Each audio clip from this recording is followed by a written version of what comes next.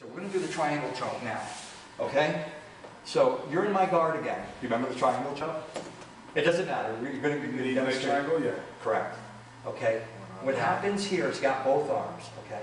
This is the leg I'm going to use for the choke, okay? So initially I have to stuff this. I have to pull this up. It's quick. Pull this one down. Get that. See how I got my knee, the back of my knee, wrapped around your neck like a hook?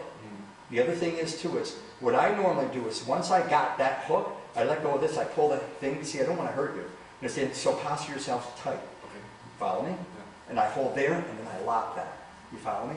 And you gotta lock it like that. Okay? Now the key to this, I use what is called a telephone. Take this hand here and go like this to the side of your head. Go, push. See how you're making, don't try to get out though. See how you're making room for you to breathe? Right. So what I normally do is I take this like everybody else. Watch what I'm doing. Now I'll lock that behind my arm. So you can't do that. And I'll use this one and I'll pull your head down. But remember, it's the key of the lock and then holding. And then tap if it hurts. You understand what I'm doing? See what I did? Okay? You want to get this lock. You don't have this lock here with these legs, you got nothing. You know what I mean? Right. A lot of people want to panic and try to get out. Every move that you can get, any submission you can put on somebody, there's a way out. Okay? Yeah. Which we demonstrate in other things, and we'll demonstrate in this. Okay? One more time with this. It's called the triangle choke with the legs. And again, the minute you're fighting with somebody, sometimes they'll posture up. Once you can, the key is like this coming up. Correct. Well, the key is, well, right, you could try to go like that. That would be actually probably stop the arm from hitting. But the key is you want to stuff this arm. It's got to get out of the way if you're going this way. Vice versa if you're going the other way. Okay? So you stuff that arm, wrap that arm, posture up hard so I don't have to hurt you. Like that. See? See how that's locked? And then tap if it hurts. Well, I don't want to, I mean, the key is tighten the hold and then pull the head. Right. Tighten it. You know what I mean? And then pull. Tell me if it hurts. Okay. Okay, buddy? Yeah. Okay. Now what we're going to do is called the rear naked choke. Okay? Rear naked choke is where you're going to turn around, face me, okay? Now, there's obviously multiple variables for this, and so much where, you know, there's a ton of ways to do the rear naked choke. But one of the ways I like is if you get somebody in this position, is to put and do what is called a figure 4 body lock. Right. Same thing, we went through this before, yep. Just like that. Now, in doing so, it empties the air in the lung capacity, so now your opponent is fighting that, right. Okay?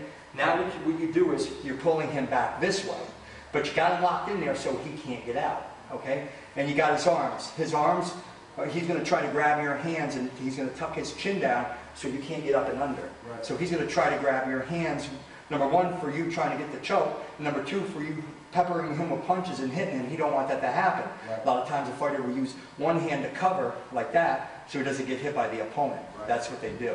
You know, but the key is to work up, get that blade, the blade of your forearm, not this side, this side, under. Yeah. And the traditional way is to wrap the bicep and get around behind the head. But we've learned that you can pull that out like that, correct? Right. Okay, so in the process of doing this, getting under there, we use a variable with a hand grip to the side, correct? Right. And that way you just crank it and tighten it up. And when it's the tight lock, right? And then you're pushing your hips up into his back while arcing your shoulders back and pulling. Right. That's the key. Once you have the lock, once the lock is intact and you have your opponent in the lock, what you need to do is the following steps, which are pushing up the hips and cranking back the shoulders while you're pulling his neck back, holding a tight lock on his waist. Because what happens here is a lot of fighters that are in your position, they work to make space. They'll take their legs and lift themselves up, because when they're working to make space, correct. Because they loosen this lock, they can turn and spin with the right moment, right. And be facing me, yeah. Facing their opponent, and gain position of top, being in the opponent's guard on top. Yeah. Another thing is too with the legs like this, what a lot of fighters will do in the process of trying to get a rear naked choke, they know a good fighter that knows jiu-jitsu is going to use his hands to take control of both of their hands so they can't pull that submission off. So what a fighter will do a lot is he'll wrap the one arm up. Then he's only got one arm to fight. Right. You understand? Then he can work. See what he's doing? See what he wants to do? He can do whatever he wants. He can even do this one, but it'd be pulled down. but if I'm leaning this way, I kind of can't get that other grip, so I got this. But the key is to tighten down here, push that hips up. Don't just try to do one part of a move, do the whole thing. Keep the lock tight, push the hips up, crank the shoulders back, and pull that neck back. That's the idea. Right. You have to do it all. It's a combination of everything together at the same time. Right. And that, my friend, is a rear naked choke. Right. You know what I'm saying? And, you know, the other locks, that's actually good. And there's a lot of variables off that, especially for MMA. So those are the things that are important. If you work it and you work it, what happens after a while, I told you to be clear with you and to explain it to you, that in fighting jiu-jitsu, they say it's like a chess game, yes. But what I say, it's broken down into 3 parts. It's all locks on the joints. The joints of your limbs and your neck. They're the joints of your body. Okay? So I break it down. Whatever the joint holds of submission are on the legs, that's one. Whatever the joint holds for submission on the arms, those limbs, that's another. Whatever the joint holds are on for the neck, that's another. Okay? Which are the chokes. Another thing is, if somebody's smart enough with training and learning and fighting with jiu-jitsu, they can make up their own moves and their own holds because they're just so with it and they've experienced so long, they just figure things out that don't exist but by them. And I have what is called a Mahon choke, but it's only applicable when there's a gi.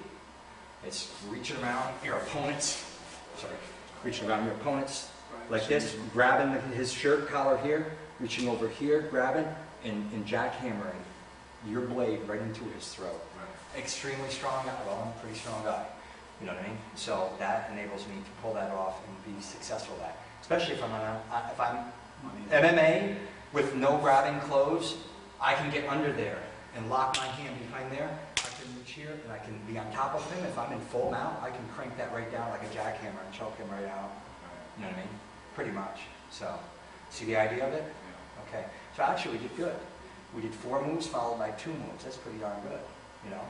We did the go to Palada, followed by the ankle lock, followed by the knee bar, followed by what is called a kimura, followed by what is called a triangle choke, followed by conclusively with a rear naked choke, and with an added bonus, the 7th was the Mahon choke. So that's pretty good. Pardon me? My turn to do? Yeah, absolutely. And we're going to keep the cameras rolling. What I want to do is an arm bar if you get down in that position. I want to do an arm bar from, there are several ways you can pull these submissions off, especially an arm bar, you know, or a kimura, or obviously chokes. But one of them is if you're in the side position of the person, what it is once you see an opponent, he gets an arm and he steps over, this leg's coming over, he's taking this and it's down. You understand me? Yeah. There it is. Follow me? Always where you put the elbow in the crotch, your crotch right there, you want to hit some up. See, I got a hand lock on you. You're not kind of really going to get away with that. And all it is stretching in legs down, pulling this forward. It's that right now. I know, without the hyperextension here in the joint from me moving any hips up. So, side position again. Okay? You're in side position of your guy. Once that leg goes over, if he's fighting you, once the leg's over, he's bringing that up and down. Right. You understand me? It's coming right forward, yeah. Correct. Just like that. So that's an arm bar from a side position. Also, from a side position, an arm bar, if you're fighting with this guy, you can take it and go that way, depending on your position, where your legs are. You know what I'm saying? Spinning around. Yeah. So like the guy's trying to get on control, say he's got knee to belly. However, it's how whatever he can get, because this guy's pushing real hard with this one, he might take that and go that way. Right. It's more of a pivot and it's more of a grabbing, because you got to move quick. Right. Okay? That's how you get the submission. Because guys caught off guard, you're grabbing, you're pulling, and that's a lot of pain. So, like you just wanted to tap before, any hyperextension of your elbow on this side, you just would do it quick, or, you know, try to get out of it. And especially if they're zoned out and they're in that high intensity, they can take some pain, and then they can work and try to get out of it. Right. So, we're going to do this one, you're going to do this one, that I just did. Okay. From side control, the 1 foot in. 1 foot in. Grabbing, and then pulling this around and pulling this at the same time. It's one move. Once the foot's in, that's when you make your move. Okay, buddy? Okay. Yeah. We're going to do the same one. Yeah, we will. Okay.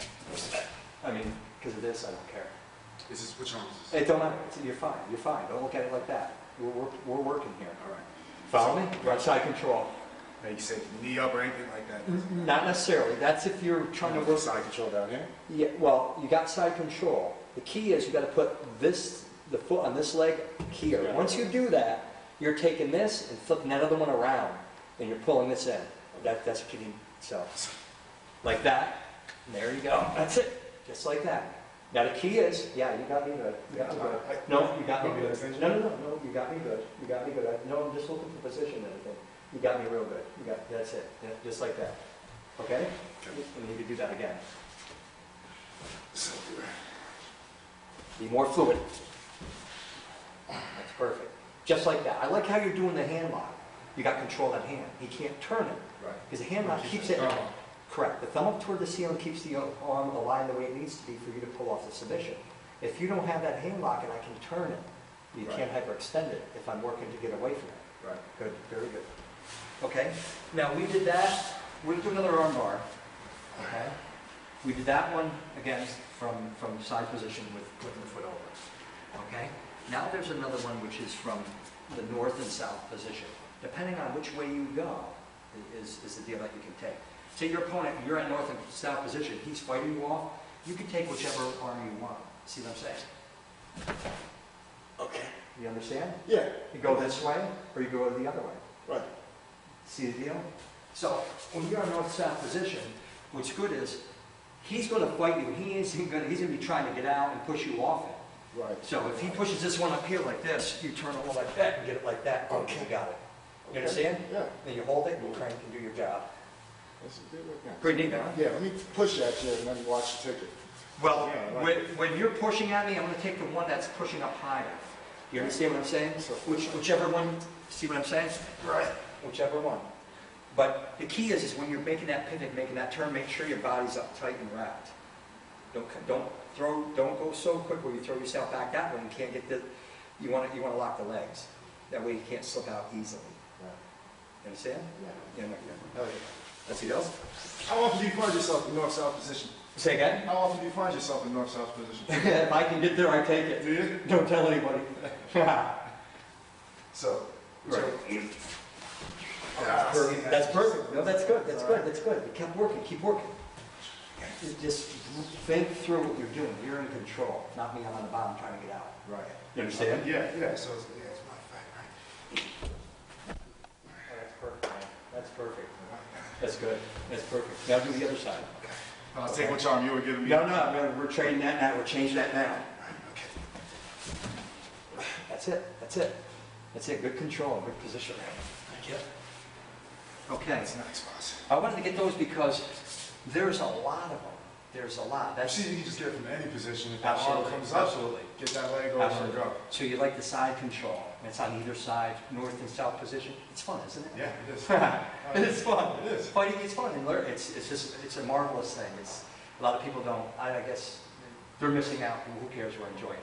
So we went over the. I got 4 spin-offs for the omoplata. We went off what I find to be the most easiest to learn and easiest to work to get that shoulder joint crank to get the submission on. It was easy. 3 steps. Correct. 5. Then we went over what is called that toe hold, having the lock up on the leg of your opponent from you on your side position, giving yourself that extra room for the extension when you apply the pressure to get the submission on the hold. And then we did what is called a arm bar from side control, stepping 1 foot over either side, which side you're on, grabbing, wrapping up the arm, and going for the submission. And then we did what is called an arm bar from the north and south position, getting whatever arm you can get, whatever's coming at you the easiest, and going with it for the submission. Okay? Right. Absolutely. Hoorah. Cool.